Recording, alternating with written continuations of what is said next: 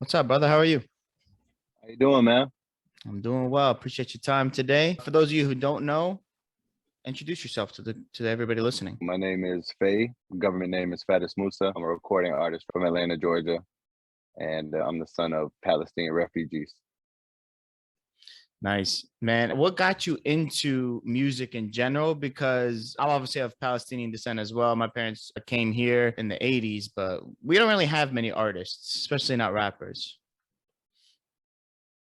What got me into music? I'm gonna be honest with you, man. My friend, like back in the day, I think I was like 15, 16, he bought like a desktop, and he was always that one friend that had a different hobby every other week. And he literally was just messing around with FL Studio, and he was making beats, and he was like, I need somebody to rap over these beats.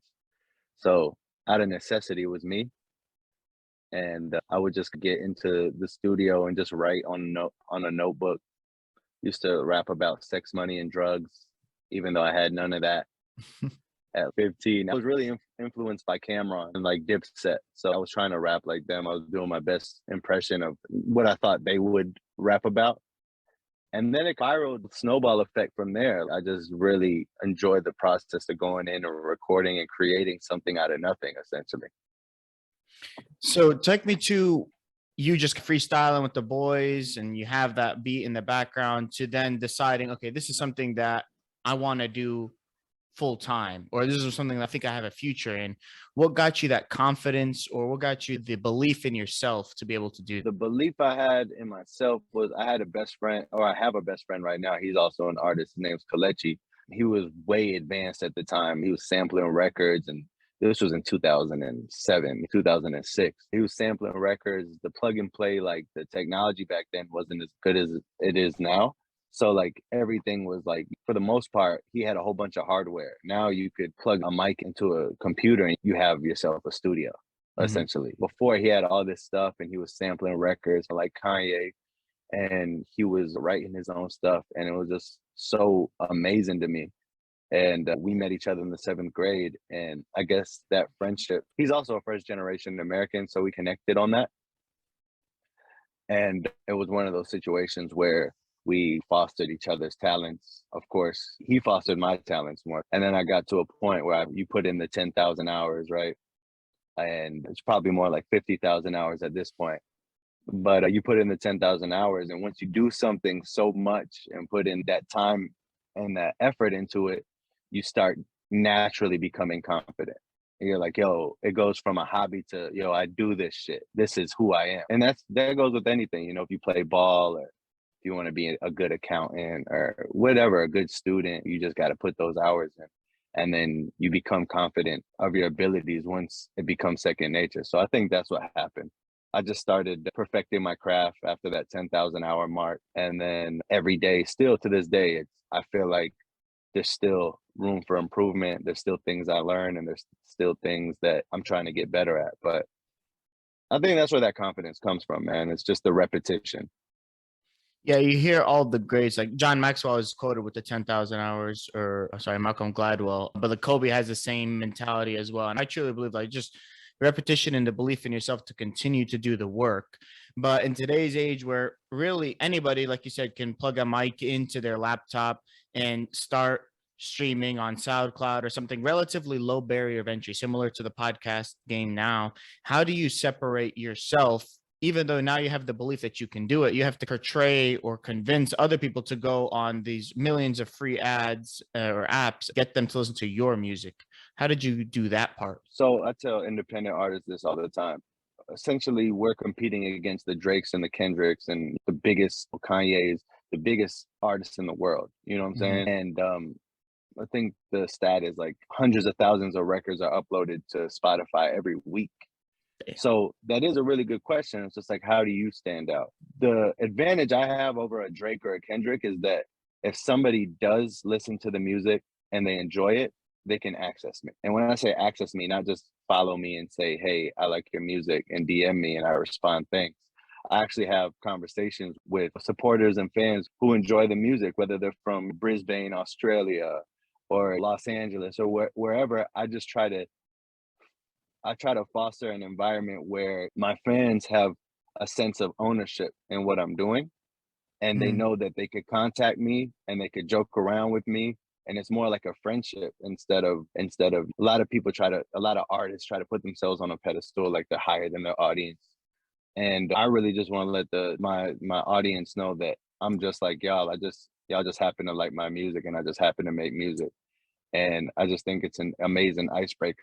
I met amazing people on Instagram that they when they come into town, or if I go to their city, we'll link up and actually have a genuine conversation, and we have a genuine relationship. And it all is based off of liking my music. It's just a common. I make the music in attempt for people to enjoy it. So whenever you do enjoy it, I don't take that lightly.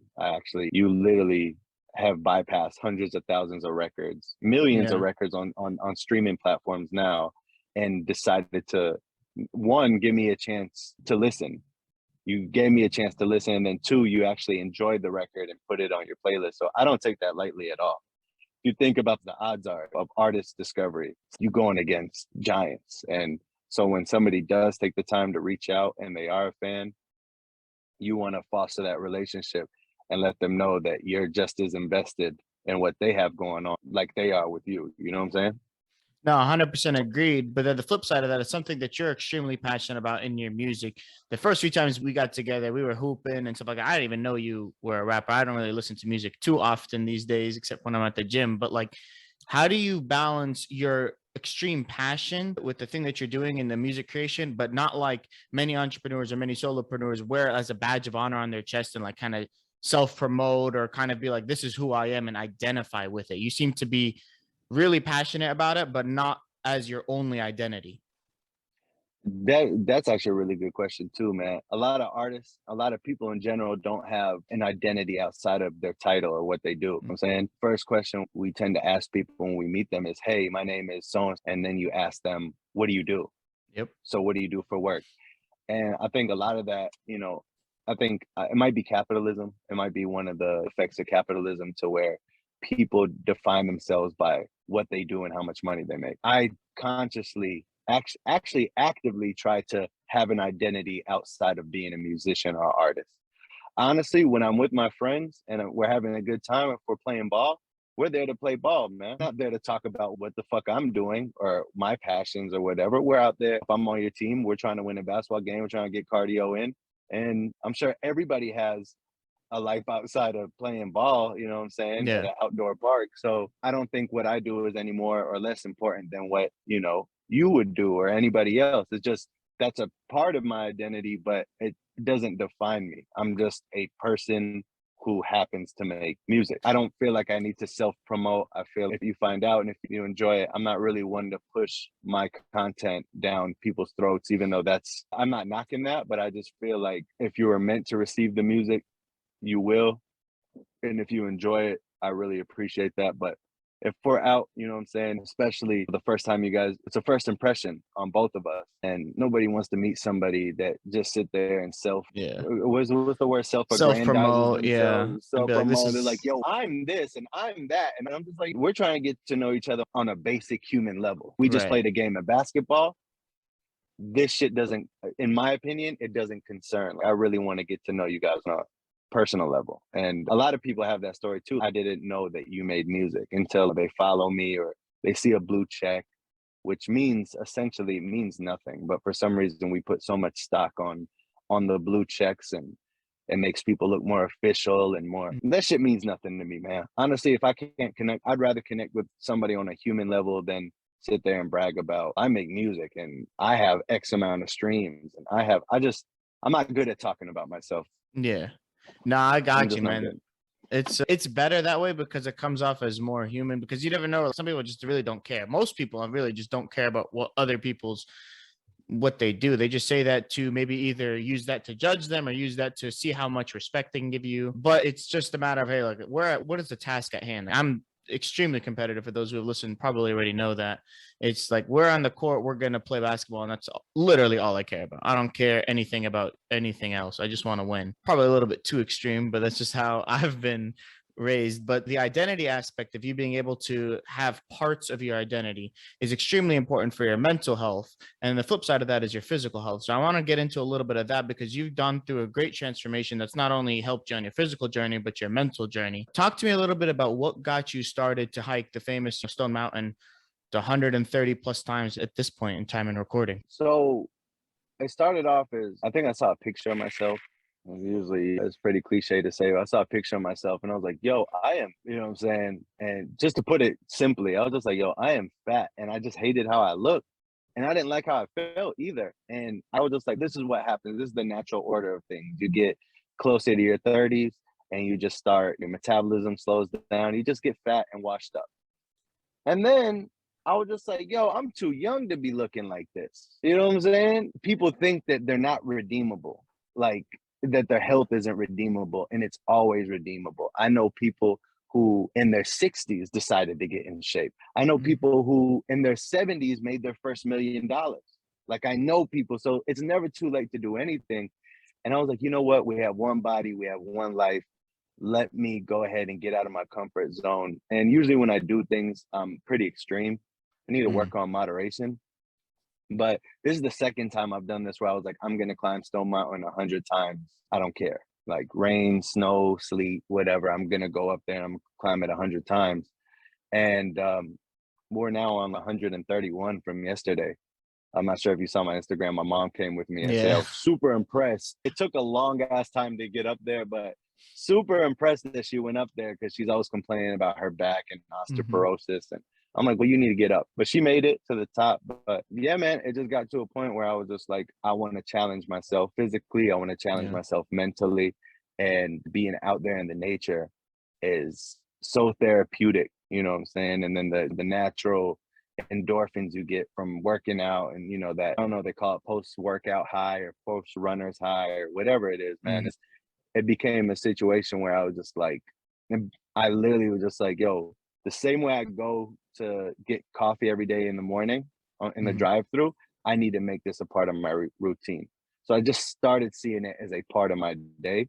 And yeah, we're at 131 climbs as of yesterday. Is there a new goal? Because the original goal was 100, and obviously you've passed that now. Is it 200? Is it just every day until you get bored of the view? Or hey, man, I'm gonna tell you one thing about the view. It never gets boring. I know some people may think it is, but if you go out there with a different perspective, the clouds are in a different shape every day. The sun, you know, say depending on when you go, is in a different place every day. The temperature is different. There's all these factors that make the mountain unique, and every hike is a unique hike, believe it or not. Yeah. So when you kind of have that gratitude, if you go in the summer, you know, all the trees and the greenery is just lush and full.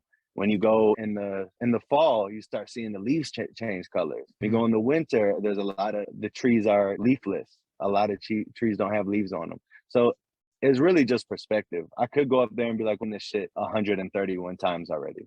But going up there and appreciating the nature and the weather and the cloud patterns, the sun, the sunsets, the different sunsets, and I really look forward to it every day, man. As tedious as it might sound, you know what I'm saying, as boring or repetitive as it might sound, it's really not, man. It's beautiful. Every time I'm always blown away, like it's the first time I see it every time I get to this. That's an interesting perspective because I love hiking. It's one of my favorite hobbies to do, but I'm almost the reverse. Like I'll do a hike maybe once or twice, and then I'm just like, all right, I seen the view and I'm done with it. I want to achieve the next hike.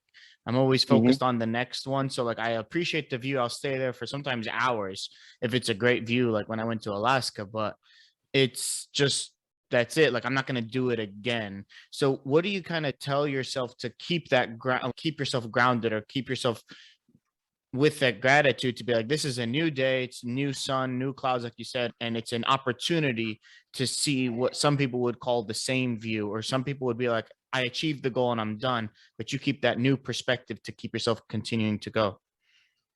Yeah, like I told you, man, I'm extreme in things that I do, and I just want to get to a number that's ridiculous. God willing, a year down the line, 2 years, people looking at my shit like, yo, he's on his 600th hike? What is going on? I'm just I really like streaks.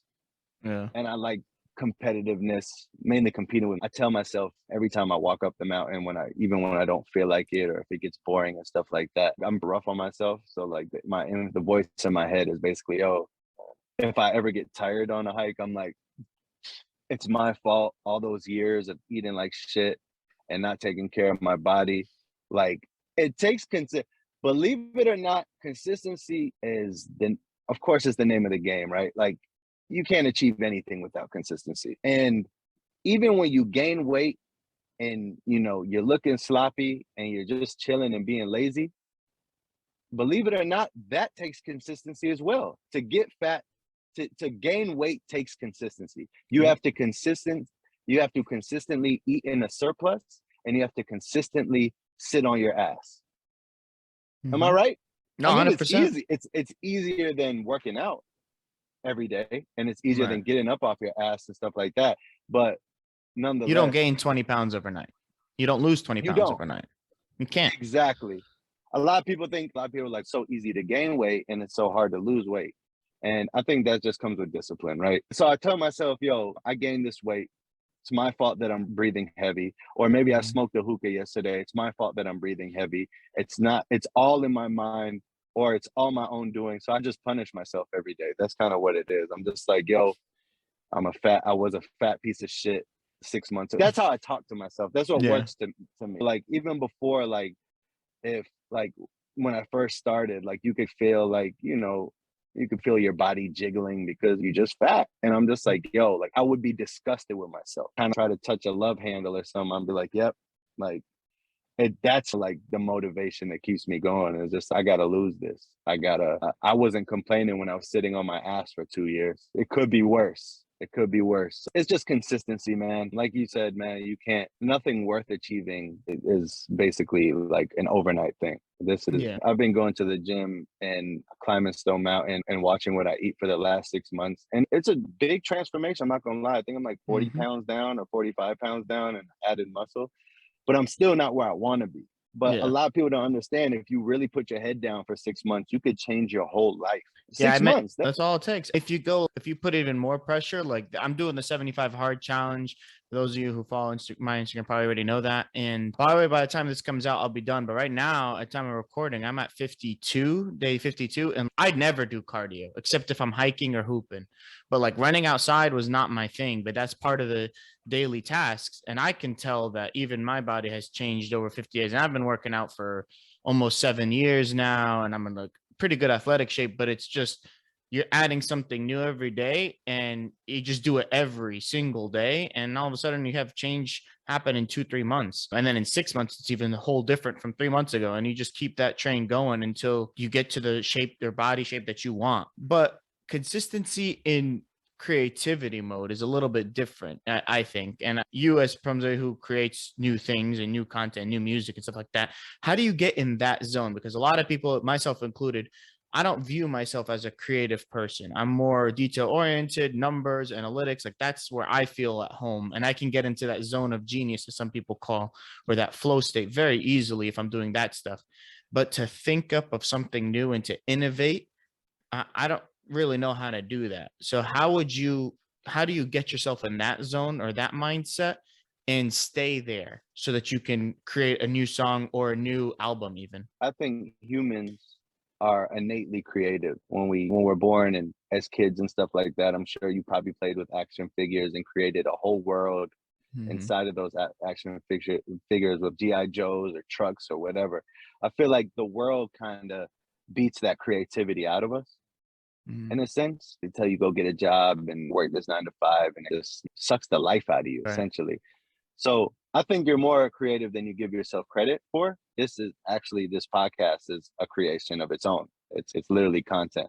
You made something out of nothing. So I think a lot of people be like, well, I don't have a creative bone in my body, but think about all the things that you do that basically just creating things, whether it be content or whatever, that's being creative. So with that being said, like in order to get in the mindset of creating, I don't like to force anything. So Mhm.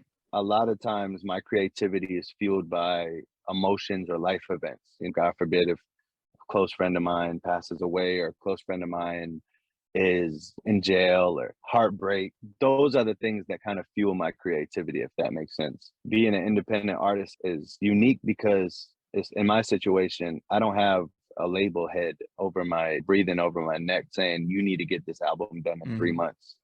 I don't even know if I could work under that type of circumstance. So you want me to create something without being inspired is a lot to ask, in my opinion. But I try to find inspiration in little things. Like it just comes in. I'll go 3 or 4 months without recording anything, and then boom, I'll just hit a creative flow like randomly, whether it be a life event or the climbs to Stone Mountain, clearing your mental, being able to think clearly. We're all gonna face some type of trials and tribulations in our lives, and I think that's a good place to spark creativity and to spark emotion. But in terms of making music and stuff, I never go into a situation saying I need to make something now. I always wait for the inspiration to hit me. And thankfully, I've gone through, I know I've gone through dry spells as well, but I try to drop a full length project with content once a year at least. And thankfully, my lifestyle and whatever inspiration has been coming to me, thankfully, it's been hitting once annually. Sometimes my output is a lot greater and sometimes my output is a lot smaller. It's just, I think a lot of times, especially with capitalism, we like to define our worth with how productive we are. And Yep. sometimes it's okay to not do shit. And I don't think a lot of people can't fathom that. Sometimes Yeah. it's okay to take a rest day. A lot of people are like, I feel like shit because I didn't do anything today. But sometimes that's what your body needs, a rest day or a mental break or something like that to get you back on track. So that's how I get into creative mode, man. It just hits me. Life experiences. I work in spurts, you know what I'm saying? I could be working diligently in the studio for 4 months straight, put it in 60 hours in the studio a week for 4 months straight. And then I go, once release hits, you sit back and enjoy the fruits of your labor. And then you have another cycle, but you got to stay disciplined because, like I said, you don't have label heads telling you you need to drop this now. This is the deadline for this. You got to make your own deadlines. Yep. You got to make your own work schedule. And literally it all depends on, I'm the owner. I'm the CEO and I forgot. I said it in a record. I'm the CEO and basically like the janitor. Yeah, you're everything when Um, you're an entrepreneur, and especially in the early yeah, stages, or if you're an independent artist, like you're the editor, you're for me at least, I edit my podcast, I prep them, I have the recordings, everything is on you, and everybody wants to be their own boss until there's no boss to tell you, okay, this is due today. You decide when it's due, and that is a good thing, or it could be a bad thing because you could be very nice to yourself and very lenient, and just be like, I'll do it tomorrow. I'll do it tomorrow, and all of a sudden there's 3 months later you haven't done nothing. So it's important to keep deadlines on yourself. And for me, I agree with your earlier statement. Like, I'm my harshest critic all the time. Like, I'm always extremely critical because nobody else is going to be critical if you're not, right? If you don't prove to yourself that you can hold to your own standards, why would anybody try to hold you to theirs? yep, absolutely, man. I think I said in a record, I just remembered, I'm the CEO in the crash dump. I trial and error. I try Mhm. everything. Nothing is beneath me. Like I got to do it. And like you said, man, it could be a good thing, it could be a bad thing. But if you're like us and you're very critical on yourself, you're gonna get that shit done. Yeah. So when you're not in your creative spell right now, or maybe you are right now, but when you're not doing that, you're focused on your clothing brand. I see you with the hat, and for those of you who are watching the video, see the You Mama know, brand. those Nice. yeah. What got you into that? Because that's a whole different venue, even. So it started off as merch for my first album, Mama. This says Mama in Arabic for the people who don't read Arabic, it's read from right to left. It started off as like merch to like go along with the album. And then it became its own brand because people enjoyed it so much and it was backed by popular demand. I think we're in our fifth or sixth season. So I made it a whole entity. Mama the brand is my label. That's the independent label that I have. It's music, it's merch, it's a production company, it's all that, you know what I'm saying? It's all encompassing. And it's an ode to my mother and your mother and just all mothers in the world, you know what I'm saying? A mother's love is, I feel like is unrivaled, second to none. And I have a lot of love for my mom and everything that she's taught me and how she raised me. So I really felt like it was an ode to her, owe it to her, and I still owe her.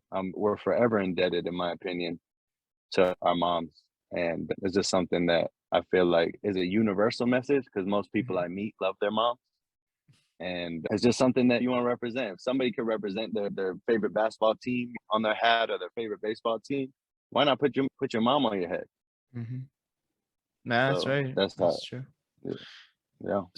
So what is next for you this year? Because I've seen you post on some Instagram stuff. We're back at work, or we're getting it ready again, and teasing a few things. Can you share anything now, or I lost you?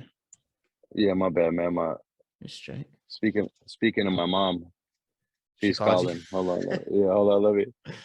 Let me tell her that I'm on. My bad, bro. You straight? Straight. Editing, bro. I could get anything out. We back. All right, let me just restart the question. So you mentioned a few times on your Instagram that let's get right back to work, or we're dropping something new, or it's like teasing something. Is that something that you can share now, or what are you working Yeah, on in absolutely. 2022? Absolutely. I'm working on a deluxe album for Bake Sale. So it's gonna be Nice. three more records on top of the 10 that I've that are already on there. It's called Baker's Dozen. Okay. And then I'm working on a whole bunch of just different like singles. I'm hitting that creativity wave again, and I think I'm just gonna Nice. like really unleash it this year. The website is live right now, mamathebrand.com. We got the OG hoodies, the OG mama hoodies on there. We got the big sale hoodies on there. First wave sold out quicker than anticipated, which is great. Nice. I'm really trying to get into this year. I'm trying to focus on visuals, saying have more people, and instead of having everybody hear me, I want people to see me as well. You know what I'm saying? On top of that, I'm trying to have a good balance between people seeing it and hearing it and just creating and that whole big sale world for people and keeping it at the forefront of things. And to this year, I'm planning on releasing a lot of music, a lot of Awesome. content in general. Yeah, man. And working out and getting right, like when your body feels good, your mind feels good. And when your mind feels good, I feel ideas come easier, creativity Hmm. comes easier. It's just, it's all connected.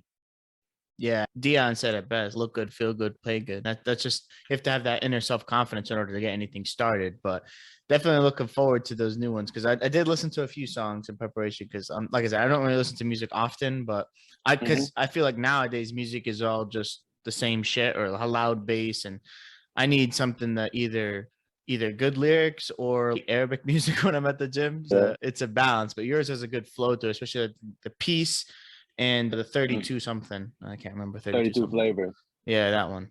Those are good. Those are good Nice, ones. I man. really like them. Nice. I appreciate that, bro. I really Yeah, appreciate that, man. I got you, man. Anytime. So we talked about the brand. I'll definitely have the link there in the show notes. But where else can people find you and listen to your stuff? So I'm on Spotify, Apple Music, Tidal, Amazon Music. Hey, just anywhere that you could find music as Phay, Phay. And then on socials, I'm Phayweather, Payweather, across all socials on Twitter, Instagram. I have a TikTok, but I don't really use it. I should. But yeah, that's Yeah. Phayweather on all socials. Nice, nice. I'll definitely have those in the show notes as well. And bro, I appreciate your time, man. We got to catch up soon. I appreciate you too, bro. Let's hit the mountain, man. Let's do it. Let's do it, bro. Amazing